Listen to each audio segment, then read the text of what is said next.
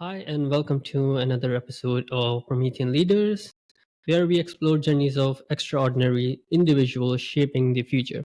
Today, I'm thrilled to have Timmy, a 22-year-old entrepreneur, public speaker, and project manager with over 7 years of experience across 30 countries. Timmy has co-founded and managed nonprofit addressing critical social issues and has spoken at prestigious events like United Nations General Assembly. And join us as we delve into her inspiring story and insights on leadership and youth entrepreneurship.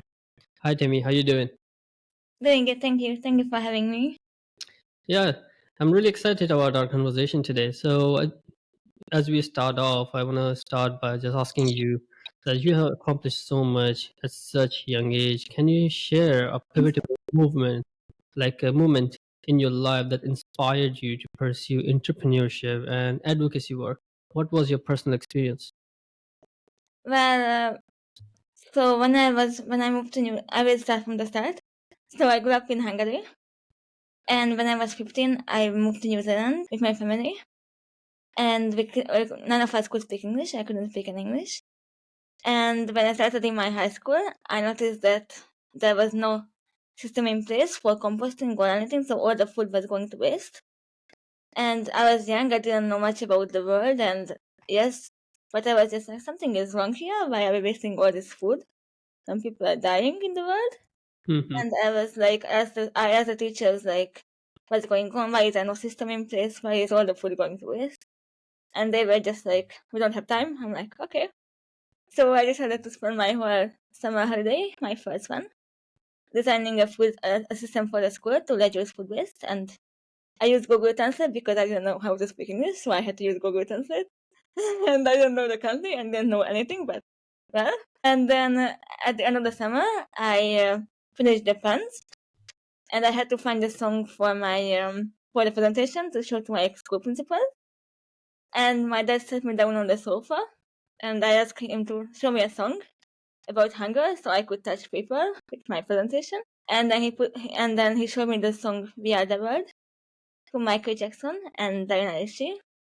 We are the world. Yes, Uh, and I never heard that song before, but and I couldn't speak the language, but that moment just changed it for me. Like it was a life-changing moment. I was crying for like 10 minutes, and it kind of made me realize that wow, there's so much suffering in the world that I didn't know about. hmm. And even though I have had a hard upbringing, I still don't know about how much suffering is out there and how much people just don't know about it. And from that moment, I knew my purpose in life. So basically, like all the way from Hungary, you grew up there, didn't speak any English, immigrated to New Zealand, and you just saw a problem in your school, and Yeah. that's what triggered you, like why we are wasting so much food, and you wanted to create a whole system for them. Yes, and I did. Yes. So that was the start of your entrepreneurial journey. Um, That was the spirit. kind Hungary. I was young. I was still doing like things on a kid level. Like I was organizing events, like trying to help people. Like protect animals. But I didn't really know why I was doing it. It was always in me, but I didn't know. Like I was lost. And at that moment, I found my why. Yes. So 'Cause- that was your calling. yes. So I know that you're also involved in another startup right now in New Zealand. Do you want to share about that? Yes. So basically, it's a startup which is focused on reducing the pollution from cars. So like in New Zealand, people always travel between cities to pick up items for their houses, like tables, chairs, all those things. Like they travel long distances. And we were like the person I was working with, he was asking himself like, why are people going that way in a car by themselves if people are already going that way anyway for family, for work?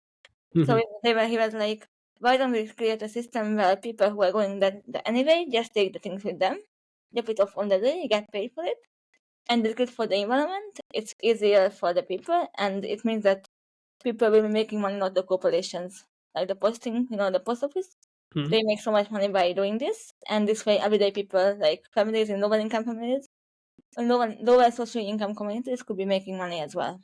Uh, So basically, the app allows people to post to where they are going, and if someone else wants to ship something there, they can take it with them. So it decreases the carbon footprint, decreases like the Yes. pollution, and it's like helps community and lower income families to also earn little extra cash on the side. Yes. That's a very good idea. Like I think it will help a lot. You have already gained traction, I believe. Yes. We have a team and also some government support. But Ah, yes, I mainly have other people taking care of it. I have been doing that actively last year, and now that we have some support, we have other people on the team, and I'm also, yeah, it doesn't take as much of my time anymore. so I do wanna get a little bit back on you're right now 22, I believe, right? Yes. And so starting companies and starting your journey such early age of 15 or 16, and then taking it this far, and also now you go around the world with attending so many conferences, meeting so many people, entrepreneurs, and motivating them.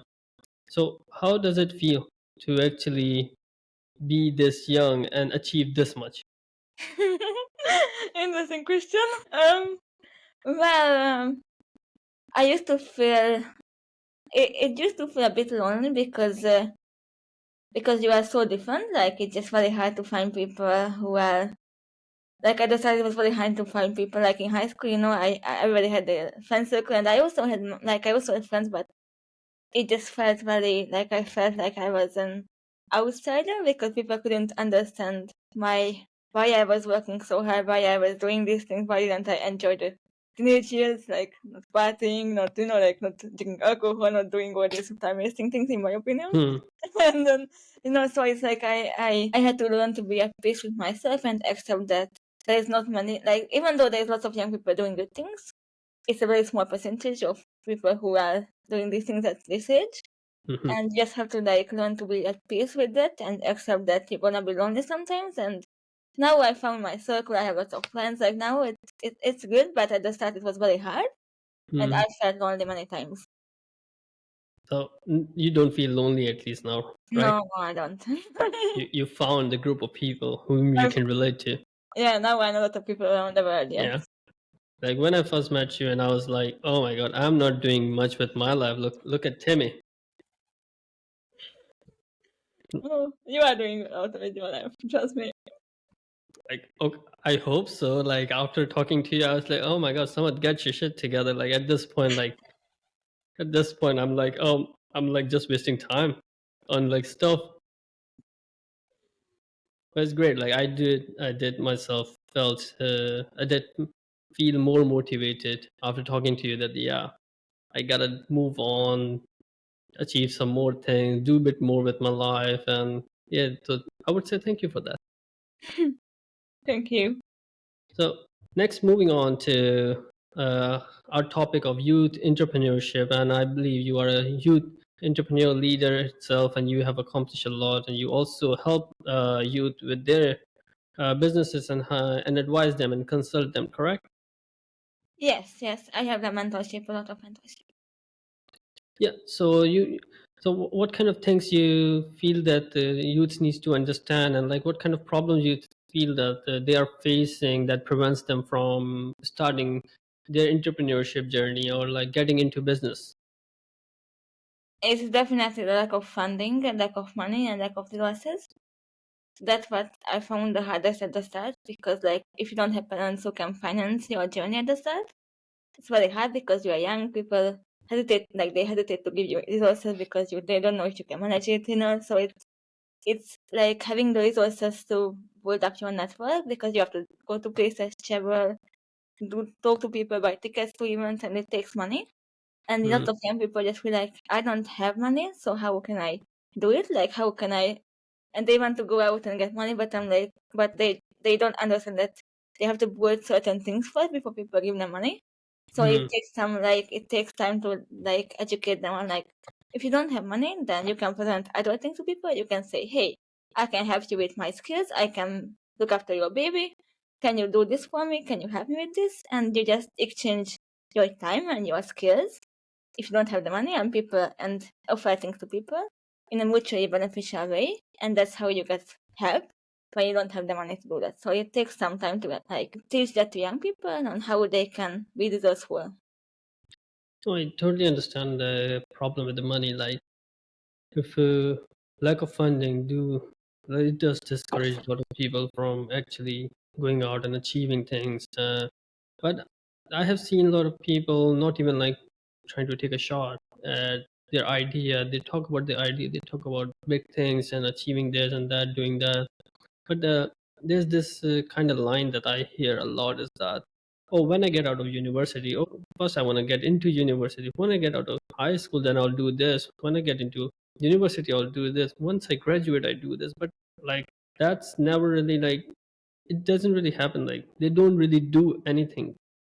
So it's like, why is that? Like, I try to understand that part. Because lots of people have ideas. Like I think everybody has ideas, Mm, but it's you have to like.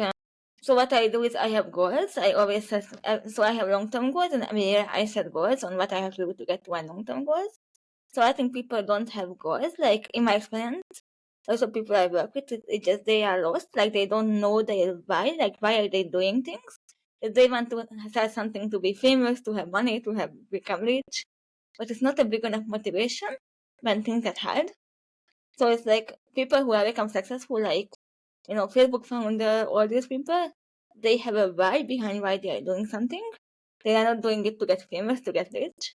They're actually passionate about what they are doing.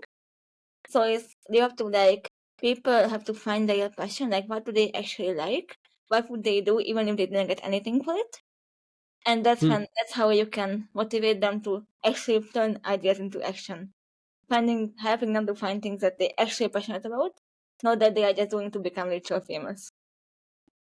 Uh, I totally understand that having that motivation, having that purpose, the passion that you talk about, and I understand that you were able to find your passion at the age of 15. That you wanted to solve problems in the community, you wanted to solve the composting problem, you wanted to solve world hunger problem. You wanted to work on those. You wanted to work on poverty, and now you do that. You have started several non-profits, and you are helping so many people around the world. And I totally understand that youth, and not even youth, like everyone in general, they lack that kind of passion. They don't understand the calling. They need to figure those things out before they actually start doing it. But another thing that makes me a little bit put me in a thought is that the motivation is kind of like a one day high. You feel motivated, you feel passion for one day. You woke up, you're like, yeah, I'm so motivated. I want to achieve this. I want to go out. I'm gonna do this. I'm gonna climb Mount Everest. Like that's the motivation for the day. But like it's like, what's next? How you are going to climb Mount Everest? Like, what's the actual plan behind this? It's like I think Yeah. people need to like once you are on that motivation high, before you lose it next day, you better put things in pen and paper, put a plan Yeah. together, be like, this is the first step I want to take, this is the second step, this is the third step, and be determined. You can't then wake up next day be like tomorrow, because tomorrow is not the thing that ever comes. Yes, I think that learning self accountability is very important because in when you do your own business or when you lead your own organization, nobody is going to push you. Hmm. Like there's not gonna be a boss, like a manager who's gonna be like, knock knock, wake up. Like there's nobody's gonna do that. You have to like motivate yourself, so you have to set self accountability systems, like what I need to do each day and what is the consequence if I don't do it. What am I losing out on? And you have to Hmm. remind yourself every day that what is your goal and what do you have to lose if you don't fulfill your goals and your deadlines and your things. And Yeah. yes. So if I ask you like, how do you stay motivated? How do you stay determined on your goals and plan? And what's next for Timmy? um But for me, I stay motivated by just being very like I reflect on my goals every month. Like I have my goals, my long term goals and my short term goals, Mhm. and I reflect on them every month and seeing the progress I'm making towards those goals is very very good because it gives you motivation that actually I'm getting closer and closer and closer. And people don't have, like, most people don't have their goals written down. They don't know their goals. If you ask them on the street, they're like, wait, let me think about it for 2 weeks. They don't actually know. And that's why they don't even they don't see their progress. Mm-hmm. So they lose motivation, they lose passion because they feel that they're not moving forward, that they are too slow. And so being like having your goals written down and keeping track of your progress is something that helps me stay motivated. And also I have my songs, like I listen to a few songs since a young age that whenever I feel sad or whenever I just feel like I want to give up, I always have those songs and they are very mine, yes. And also a few motivational movies which I watch like every few months. And they have a purpose and a message, and they always remind me that when I had a hard time in the past, I watched them and I remind myself of that time and how I could overcome that. And these movies just bring back those memories of I can do anything. So, what are your long-term goals? That's gonna be a long, long Uh, answer. just, uh, just tell us like um, one big long-term goal that you are pursuing actively. so I guess I want to be a part of something significant that's gonna change the system in Africa because I'm very passionate about helping people suffering from hunger and less fortunate people in Africa. I have a lot of work in Africa, and I want to be a part of something that helps to ensure that less people are gonna suffer and die, which is Hmm. what I'm working on with you guys. And the other big goal is I want to make my nonprofit organization for peace. I want to make it very big. Like I want to grow it to a level where it's as big as Greenpeace. And I'm able to help many people in war zones, and I'm able to work with many governments. So I want to get to a point where it's as big as Greenpeace. Yes. So you want to grow your nonprofit as big as Greenpeace. Yes, for example, yes. Like I want it to be a very, very long-lasting organization that is around even if I die. Like, yes. Well, seeing you how you're going, I think not. No, it won't take you too long before you surpass Greenpeace. Yes, Yeah, hopefully, yes. hopefully, yeah. Let's see how it all goes. Like I'm very hopeful. Me too. Yeah. So you also mentioned that to stay motivated, you watch movies. Like I want to just out of curiosity, what kind of movies? Like they are real life stories of people who have overcome difficulties and difficult situations, like accidents. One of them is called Life Without Limits. Life So Without Limits. yes, I think yes. So I watched that every few months just to make sure that I stay motivated. Yes. So you watch that movie Life Without Limits every few months. Yes. That's very interesting. Anything else that keeps you motivated? Being honest, I think what you need to do is you have to make sure that what you do is aligned with where you want to go, and as long as it is, motivation is not as hard. Okay, so you have to, as we already discussed, you have to have a goal in mind. You have to have a passion for that goal to achieve, not just, oh, I want to make $1 million, but like how? Well, how do you achieve that goal? What path you take? What kind of things you're passionate about, and how you can turn that passion into a gold mine. Yes, exactly. Yes. So I already asked you about your future goals technically, right? So you also mentioned in that you have a short-term goal. So what are you currently pursuing? Yeah. So I want to learn like in terms of the startup space and the venture capital space. So I want to build up my knowledge in this because it's gonna help me to be a part of good things that's gonna help me to get to where I want to be. So I'm Hmm. focused on learning and teaching myself and getting experiences which are gonna help me be able to do bigger things and achieve my bigger goals. Mm. All right. So let's get a little bit deeper. and more details into youth entrepreneurship, right?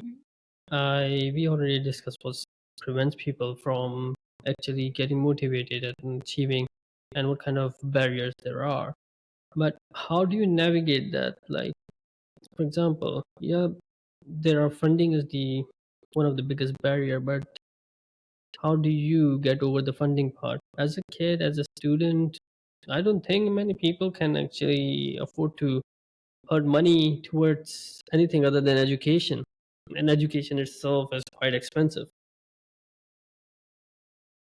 Like I said that the one thing I want to teach people, and that's what I'm doing with all the people I have mentored and all the people I have helped, is the relationship part. Connections, your network is your network. Like, you have to focus on building connections and relationships, because that's how you can, like, let's say if there is a lawyer, then you Mhm. have, if you're a volunteer for a lawyer in high school, that lawyer is a lot more likely to have you when you are out of high school doing your business. You know? So it's like when you build your experience and your network and your skills in high school, and you give back, you work with people, after high school you're gonna have people to go back to, or after university.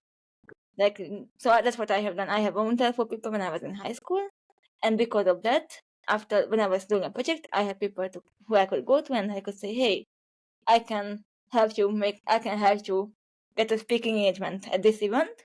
Can you Mhm. help me with my contact? And they said yes. So it's like they would charge thousands of dollars for that, but because I had other value to give, Mm. I used my time and my skills and my network when I couldn't afford to pay them for their service. So we exchanged in a mutually beneficial way without using any money. So it's about relationship, building relationships, and figuring out what you have to offer to people that's not money, in order to Mm. get support for your idea or for your project or for your goals. Okay, so networking and building relationship at early on is very important. And But yes. yeah, I totally understand that and I agree with you. We had a guest previously on the show, Eric Lee, and he talked about networking, importance of networking, and how networking itself is what helped him start his business and his career in Yeah. entrepreneurship. Same. And I totally understand that.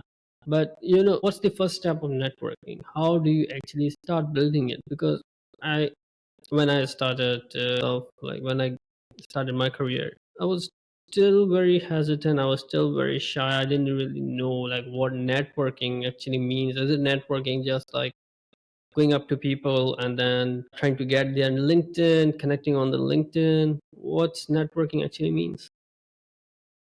It can mean many different things, but I guess it comes back down to, like, when I go to an event, I have a goal in mind. I want to talk to this certain event. I want to talk to this person because I want to get help for my, I would say, agreement. So I want to talk to this lawyer because I want to get help for this agreement that's gonna help me get a team together for my project, let's say. So it's like when you go somewhere, you have to have a purpose in mind. Like, what do I want to get out? And that helps you of, like, how will you, let's say, if you go to an event with, I don't know, like medical experts, you have to know, like, I want to go to this event to find medical experts to become advisors on my startup, let's say. And then you go to the event and you have something to talk about. You say, hey, I have a startup, I'm doing this, I'm looking for this, and they most likely gonna say, no, let's connect. And then when the event is done, you follow up with them, you meet with them again, you build a Hmm. relationship, because you know what you want. And you have to figure I out see. what you have to offer. Like, you have to say that, hey, I have a startup, I'm looking for advisors.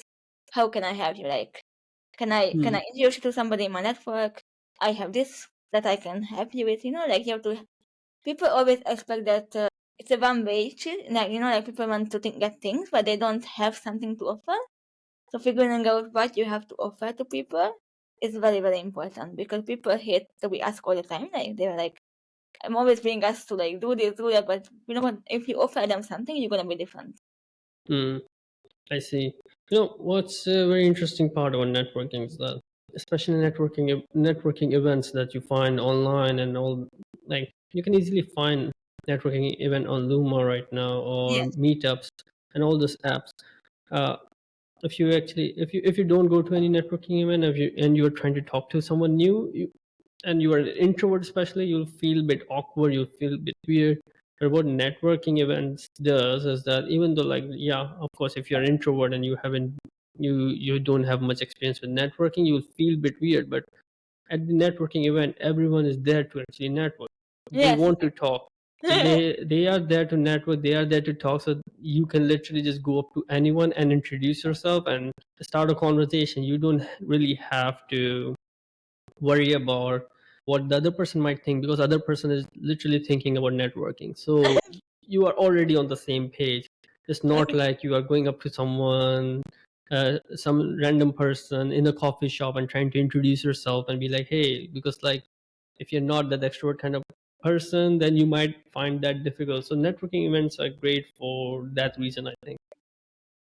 Yes, and I think like what I always give people the advice is that you have to push yourself, like you have to make a conscious effort to overcome your fears and to face things that you are afraid of. It's not gonna be easy, but you have to practice it, because if you stop yourself, only you're gonna suffer. So you have to like make an effort on how I can do it step by step, how I can do the things I'm afraid of, because that just changes your life. I totally agree with you on that. But it's like saying that you have to work on it, you have to be a bit more fearless, you have to be stronger. Like, words seldom make that kind of impact in personal life and change it. I do want to know, like, how how exactly someone can feel that strength or become stronger and put themselves out, because fear is a huge thing that prevents you from taking the next step. So how can they get over their fear? I leave question, I love it. um, I guess so. I think that finding again, like when I started in business, like in the past year, I have entered like a business on a bigger scale than I used to be on. So I didn't know a lot of things, and I was just like, what can I do to make myself more confident and more and face the things I'm afraid of. So I reached out to people, and I tried to look for a mentor who can help me like explain me how things work. Mhm. And it took some work, but I eventually found someone. And the fact that I knew that there was somebody who I could talk to when I didn't know something made me less afraid.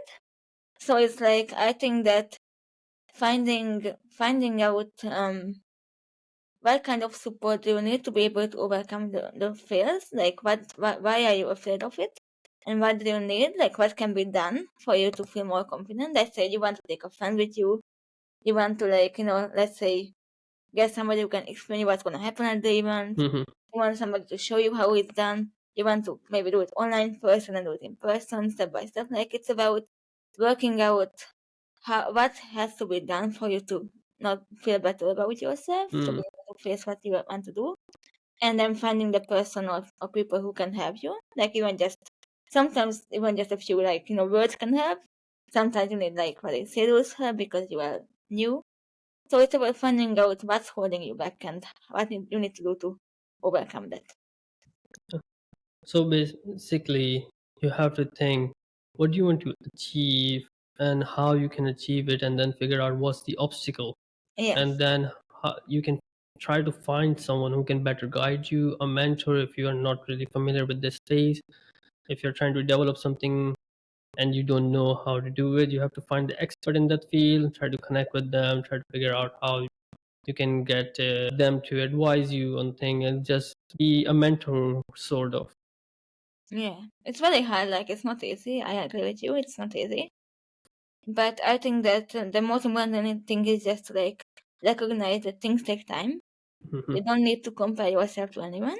Like do it at your own speed and at your own time. If you take a small step, that's still good. You don't need to climb Mount Everest. Hmm. Like if you do it step by step, that's still progress. Oh, that's amazing. While we were talking, I kind of like remember something I heard. It's like it goes something like this: if you want to learn how to swim, you have to get into the water. Yes. Yes. Like, you can't really expect to swim, no, learn how to swim without getting into the water. So if you want to learn how to network, you have to get to the networking event. You have to put yourself out there. You have to Yeah, have a little bit of courage, push yourself to a point where you are little uncomfortable, putting yeah, uncomfortable going out there, because that's comfort makes you kind of complacent, and uncomfortable and situation and those things makes you bit experience new thing and grow. yes, yes, yes, definitely. Yeah. So let's talk a little bit about the leadership. So what is leadership to you? To me, leadership is walking the talk.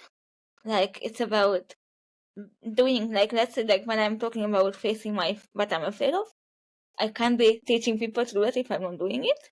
Hmm. So it's about doing what you want others to be doing, like show the way. Like, and you have to make people feel like they are part of the journey, not not somebody down or up. Like it's like we are all a part of the journey, and you have to be leading by examples. So to me, it's about showing the way. Like when everybody is lost or everybody doesn't know what's happening or what to do, then your job is to find a way that everybody understands their part, what part they can play, and Hmm. what suits them and their own motivations. Because the way you can motivate a team is like find everybody's personal motivation and personal passion Hmm. and link that to the journey, link that to link that to the mission. So everybody feels like they are motivated to do what they're doing. So as you said, walking the talk. Yes.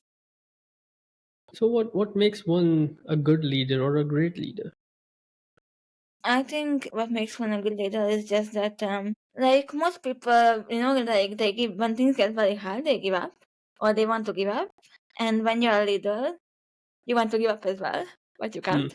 You have to show that you can't always show that you can't always show that you feel the same way because your job is to motivate other people and find a way to keep them in the journey when things get very hard.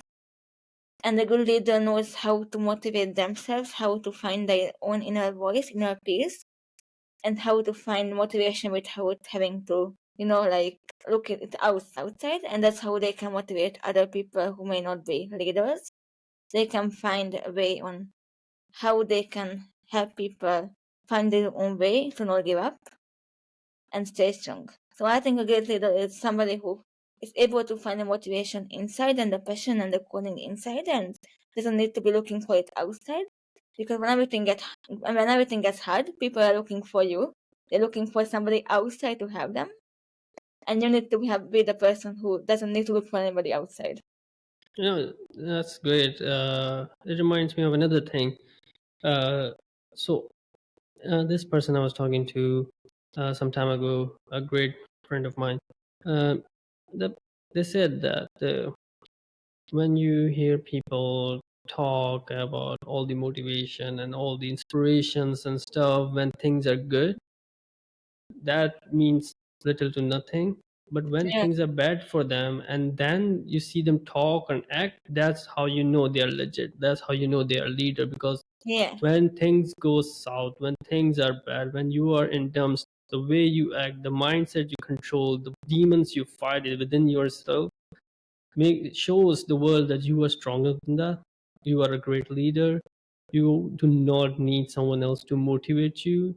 You are Yes. out there to motivate people, and that kind of mindset is difficult to achieve. Like, you Yeah. can't achieve that kind of mindset without going through difficult times. Yes. Yes. Yes. Like I have had to face many difficult times in my life, and I often wish that it wouldn't have happened, but today I know that it's because it's the reason why I can be where I am today, Hmm. and I'm grateful for it. Yeah, definitely. I also had like a bit of things in my life that I do not want to revisit, but I'm extremely grateful that those events have taught me a great deal and helped me become stronger and better.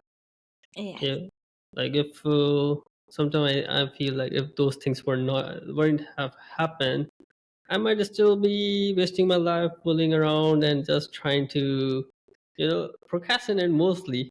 I still procrastinate. That's not has gone. But like, if those things haven't have happened, I probably would be just still in university at this point, trying to pass those courses. But yeah, thank you for sharing that. I totally understand that. And leadership, great leaders, all that. I've heard some people say that it's something that you are born with, and people say Mhm. no, it's something that you learn on the way.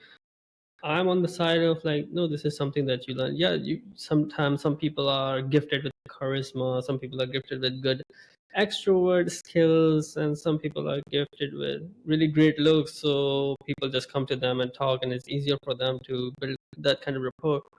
But in reality, I know there are many great leaders who were introverts, who weren't born with any kind of great looks, who weren't born with any kind of great sense of speech, but their life taught them lessons, and they were able to achieve so much.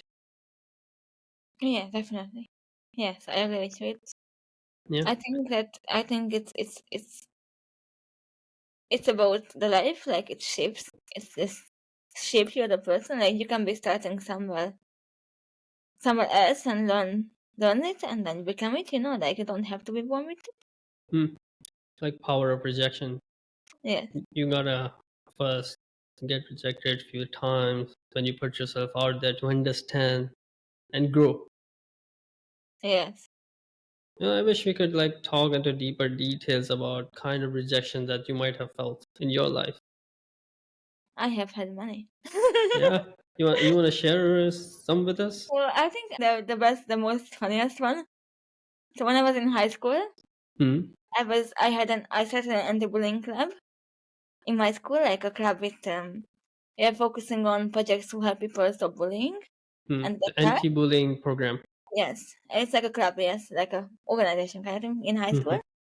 And we so I organized a kindness week in my whole school with 2,000 people we had, and it was like kind of the first event that's kind of the school, and we had to like set up everything, organize everything, and there was a big event, like it's called Pink Shirt Day. I don't know if you heard of it, Pink Shirt Day. So Pink it's an shirt day, right? yeah, so it's an Yes. international anti-bullying, and the last day of the kindness week was Pink Shirt Day. Mm-hmm. And so we emailed the media to like to cover what we are doing, young people, like we are doing a big event, and we emailed the media and we called Mm-hmm. them and they said that sorry, the story is not interesting enough, we can't cover it and we don't cover such stories, like they were just telling us that we are not interesting enough. And we called them again, they said the same thing. I'm like, okay, that works smart. And I contacted the CEO of the biggest mental health foundation of New Zealand, and I invited him to come to speak at the school. Hmm. And he said yes. And Oh. on the same morning, the media called us and said, can we come and do an interview with you? Oh. So Timmy was smart. Like you didn't play around. You were like, if I want media to come, why not invite the CEO to speak? So that's actually very brilliant. I wouldn't have thought of that. Like that's amazing. Like if I was in your shoes, I might have like just given up or something. Honestly speaking, I was Um, back in my university's days. First year, second year, I was shy. I was very much super introvert, and I would not get involved with anything. it's okay. Everybody has their own time frame, like and then that media like that week made it to like the news, like nationally, we were on TV everywhere. And it just reminded, like it taught me a very important lesson. It is just that don't take no for an answer. Always find a way, because there is always a way. And there is a saying in Hungarian called, if they kick you out from the room, Hmm. climb back through the window. Climb back through the window. Yes. I think like not taking no for an answer and always finding a way around things is it's an amazing skill to have, because once you get rejected, you are in the defeated mindset.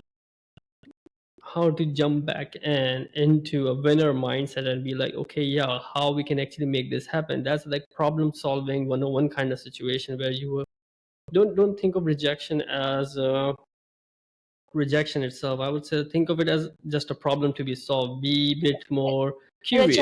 As a challenge, Yeah, yes. as a challenge. Be a bit more curious. If someone rejected you, you'll be like, challenge accepted, and you go for it.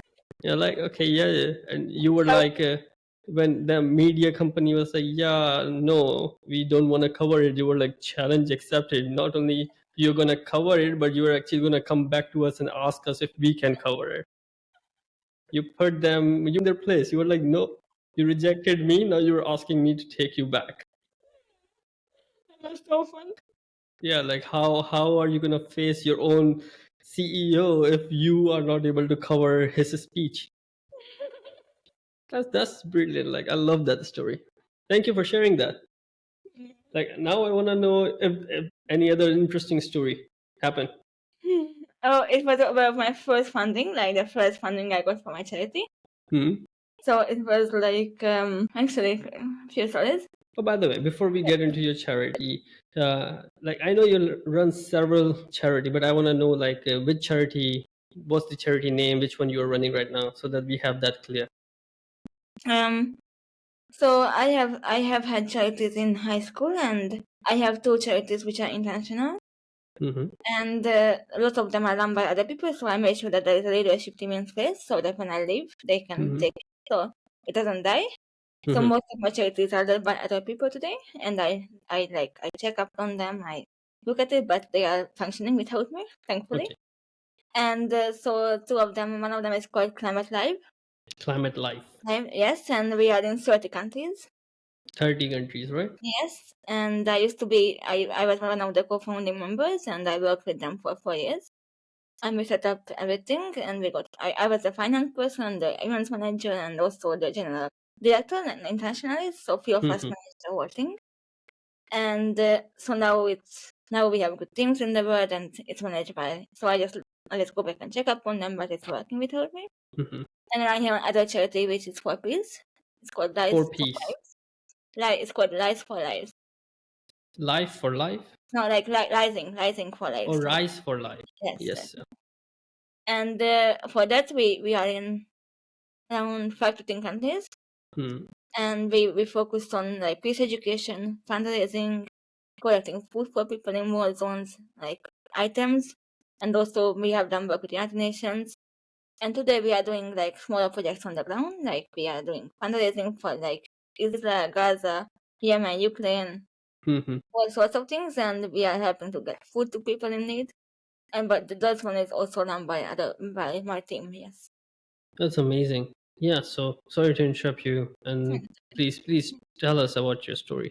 Um. So when I got my like Climate Life. So it was Climate Life. It was our first year. Mm-hmm.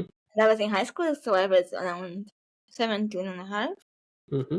I'm getting, yes, and my English was still like, like my English still wasn't perfect. But because of all the media that we have gotten from those events, Mm-hmm. people knew me in the city, and I had more connections, Mm-hmm. and I had to get funding, like bigger funding for the first time to do education events. Mm-hmm. And I went to people, I just asked them, it's just like so hard. Like I was like, how am I gonna get money? Like I have no idea how to do this. And then I went to like I got introductions. I had to start like I had to try so many like months. Like I have been trying for months. And I just like it's the same story, like probably I'm too young and they're just not taking me serious. And then I got an introduction to a funder, So and you got introduced to a funder. and then I went to present to them. And then they sent me an email saying that sorry, they're not in a position to do that. And I was like, okay. And I sent an email to them saying that I can. So basically, I have access to Greta Thunberg. Sorry, I didn't I get have that. access to Greta Thunberg. Like I have Greta Thunberg. She is the founder of the big climate movement. Greta Uh, Thunberg. Greta Thunberg. So you said you're gonna get the Greta Thunberg. So she was a supporter of ours. Oh, so she was supporter of yours. Yes. So you were like, oh, we're gonna get Greta Thunberg. Yes, and I was just going back to them and just system that look, if you don't jump on board now, it's gonna be too late. Like it's now 1 hour, so it's like like you are the one who's gonna miss out because we're gonna do it anyway. And then they were like, okay, let us think about it again. And then I was just kept like going back and going back and going back, and I was just like not taking and I got the funding. Yes. So you basically brought Greta Thunberg to the event, and you were like, hey, Greta Thunberg is coming out, and we are just going to close the funding. So if you want to put your name out there as you funding the event, then please let us know as soon as possible, or else we won't be able to take your funding. So basically, you put them in their place again. Yeah, but we didn't have like we had got like we had her in a video, but we didn't know if she was actually like it was very busy and it was the start of things. So I was kind of like trying my luck. But she showed up, right? She showed up. Yeah, she did. She was at the event in Sweden, and we had 12,000 people in Sweden. 12,000 people. You had that big of an event. We had like it was I was doing it in New Zealand, so I was getting funding for it in New Zealand at first. I At see. that time, and then after that, everything just grew from there. So I ended up getting like major funding, and we had events in 20 countries. So you did that, like that's amazing. Like, oh my God, So good I that you think, miss out. yeah. So now you just like explained it, like how much it's important to build connection, and it opens door. You might not, yeah, you might try to reach out to someone, but like if you have a connection, you will be able to achieve a lot more than that. Yes, exactly. And so that event, like we had 30 million views around the world. We even hundreds of articles. So yeah, we made it a long way, but it was very hard at the start, and nobody believed in us. That's amazing. I really love that story. Thank you for sharing that. Yeah. So last few things that I want to discuss is we already talked about motivation. We already talked about how to handle rejection and setbacks. We talked about resiliency in face of rejections. And but you know, I feel like you have already been through bigger things that made you realize how to handle those things you were put into those situations. And as someone new, someone from high school, someone who is just starting, I'm not really sure how would they be able to think of rejection as a opportunity rather than setback, you know? Hmm. I think that what's important is to look at it as you can look at it when you are young, like depends on what is your goal, how you are as a person. Like for me, my purpose and my goals, like I'm very focused, so I'm just like we got to make it happen no matter what. But if somebody is like younger and they want to learn, then you have to look at it as a game, like in a game, like a board game. You Mm-hmm. sometimes win, but you start the game again. Yeah. Do it, and you laugh at it. You're not gonna cry for like 2 weeks because you lost the game. You can start it again. Mm. So you have to like think of it as a fun. Like it's fun. I have to like meet this challenge because it's fun. Like you have to look at it as not as a depressing, but something that's fun. Mm-hmm. That like if you lost a board game, doesn't mean that you are lost. Like you can start the game again, Mm. or you can find a way to like cheat. You don't cheat, but you can be smart about it. I would say. Yeah. So no, I agree with you on that. And it's it's the mindset again. It's about the mindset. You you can think of setbacks and rejection as something very negative, something to dwell on, something to overthink about, something to be sad about, or you can think of it as an opportunity to try again, opportunity to build something, opportunity to find another way, as we talked about, opportunity to basically think of it as a challenge or a puzzles to be solved. So that kind of mindset, and I honestly speaking, I'm not sure if there's a method or some kind of book that can truly help someone achieve that kind of mindset or build some kind of mindset. For me, building mindset was all about getting into things and like, teaching myself things. And that's how I became resilient. I was faced by many challenges. I was faced by many rejections, and all of those things every single time. It was about, okay, yeah, you got rejected. You can be sad for maybe a minute, then tell me what you're gonna do next, that kind of thing. And that's how I was able to learn the mindset. And I'm still learning. I'm not saying that I have learned, I have mastered anything, or I have become some kind of specialist in this to advise people or mentor people. But I think, like, for me, it's more about understanding, no matter how well you prepare yourself, how well you do it, there would be some kind of rejection. Something will come through that would put you into dumps. But the question that you need to remember to ask yourself is, what's next? Yeah, What's next? That's what kept me going. Like, every time that happened to me, I was like, what's next? yeah. What's next? And also, yeah, also it's just like I think that most of the people I have mentored, Hmm. it's just once you have them figured out where they want to go, like where they actually want to go, it becomes a lot easier. Like where they want to go and why they want to go there. Mhm. Once they get very clear on that, things become a lot easier. I totally agree with you.